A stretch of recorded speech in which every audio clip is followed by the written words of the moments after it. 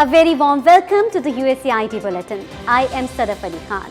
In today's USAID Bulletin, let's look at one such successful USAID program, which is a testimony of the United States and Pakistan's successful partnership over 75 years. The United States government invested in 4 US-Pakistan centers for advanced studies over 5 years. These centers leverage advanced academic research and the university partnerships to find innovative and practical solutions for Pakistan's energy, food security and water challenges.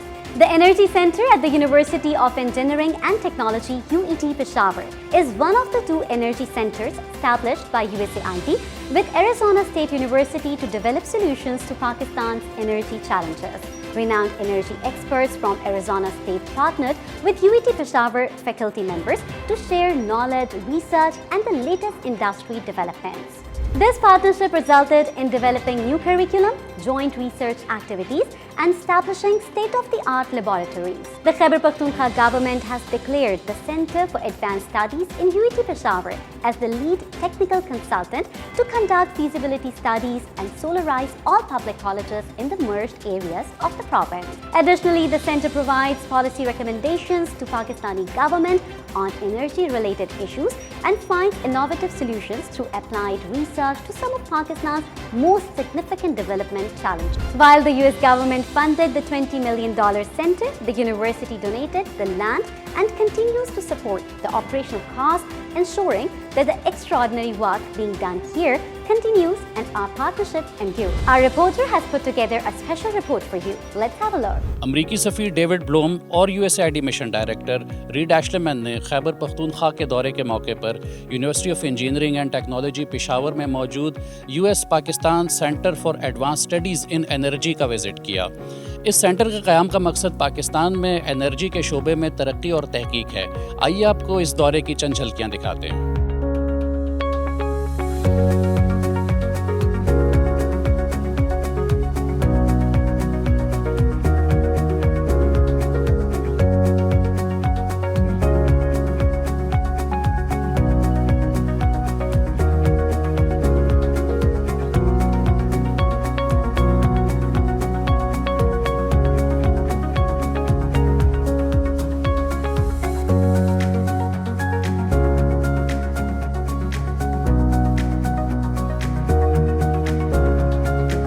Thank you so much. Let's take a look at our special segment.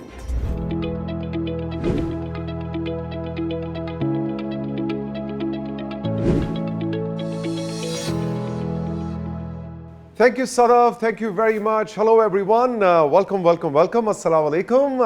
I'm Tasi Kader with a very interesting session of USAID Live and USAID Bulletin. Every time Shala has a surprise for me, but today I have a surprise for all of you, along with Shala Rizwan from USAID. Assalamu alaikum, good morning, good evening, good night, whichever time zone you are in.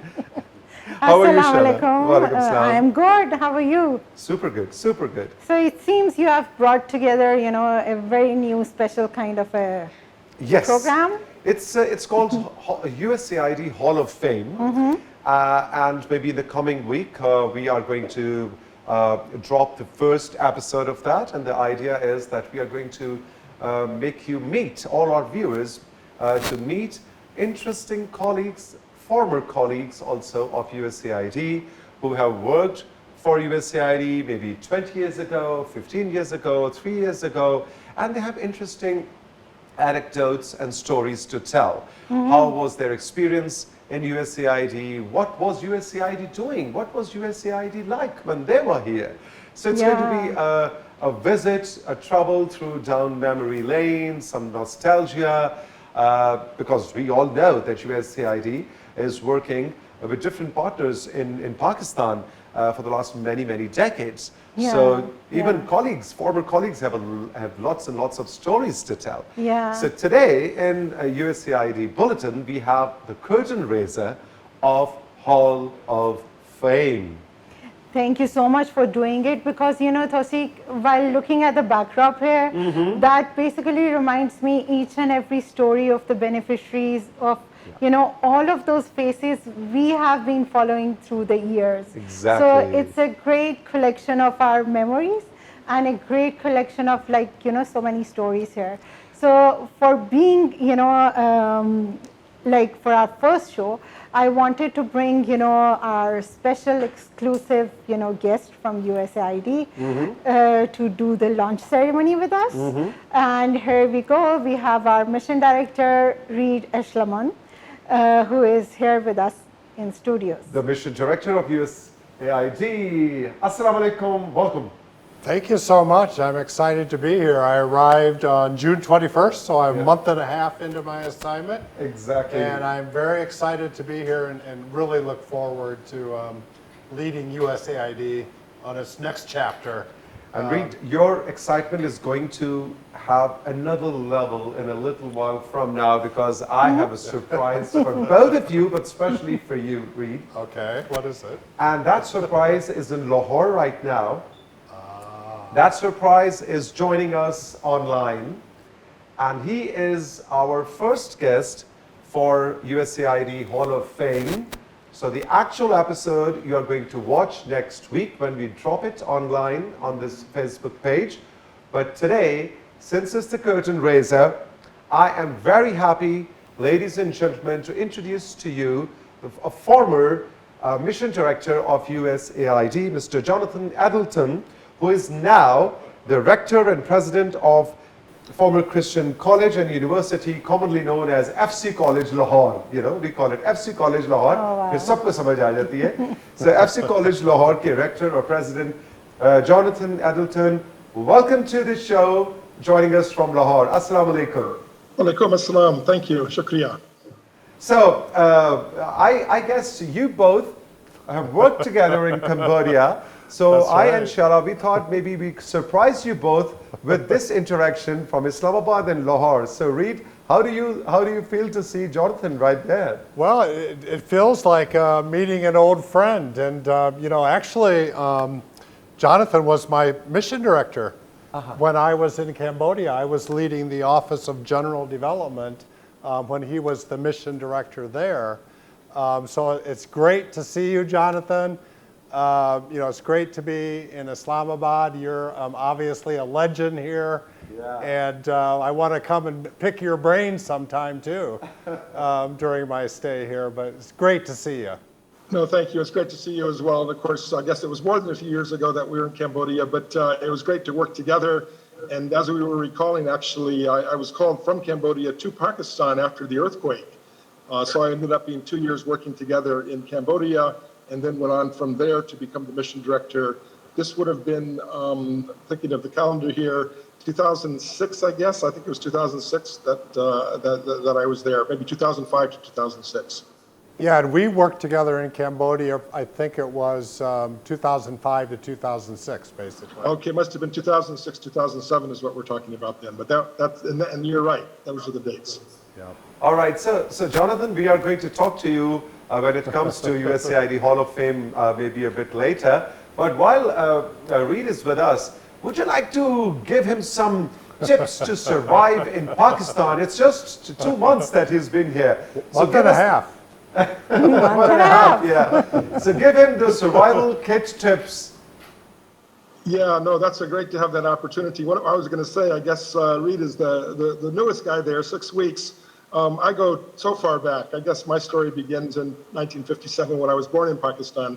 But this is focused on USAID, and I guess I would just highlight sort of 3 distinct sections. And one was 57 to 75, growing up as a kid in Pakistan and having a kid's view of USAID. But in fact, there was one family, the Zuno family, originally from Hawaii, heavily involved in agriculture. And I think in those years, in the 60s in particular, left a big impact on Pakistan. Then, of course, it was late 80s. I came as a junior officer, first-time officer in Islamabad. And then more recently, as we were talking about after the earthquake, I served this time as mission director. So 3 distinct phases for sure. Each one of them very good. But in terms of tips, you've already done this because you mentioned you've been taking a quick visit to Peshawar. One of the tips is certainly to see as much of this beautiful country as you can. I know sometimes there's constraints on that, work constraints, other constraints as well. But whether it's the southern part of the country, Thar Parker, I guess, the southern southeast corner, to all the way to Gilgit and Scar to the north, which of course is some of the most spectacular scenery in the earth and the world actually, with those high mountains. And don't forget Lahore. Don't forget Foreman College. We're looking forward to welcoming you here. And there is actually some interesting aid connections with education we can talk about. But I guess tip number one is certainly the scenery and the landscape. Tip number two is the food. You may already be familiar with it. It's often confused with the food of its neighbors, and it has elements of that on each side, actually. But it's also very distinctive, and the food you can't be beat. And this is the time you have to come to Lahore, because Lahore is about many things, including history and culture, but cuisine is one of them as well. So I think you'll have that part as well. So there's the food part, and I guess I'll just quickly say also the people. And we're having this conversation now. You will be impressed with the hospitality in Pakistan.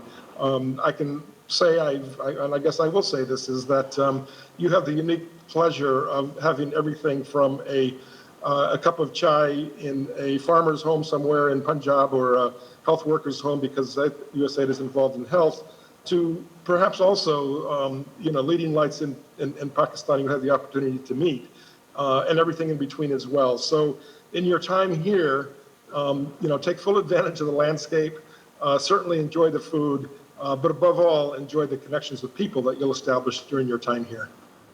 All right, Jonathan, thank you for these tips, but maybe we will talk about your experience and your time in USAID, working for USAID in much detail much later. But very quick overview, what are the one or two most important things that you feel passionate about when you go down memory lane and you think of the days that you were working for USAID? What are a couple of things that still warm your heart out?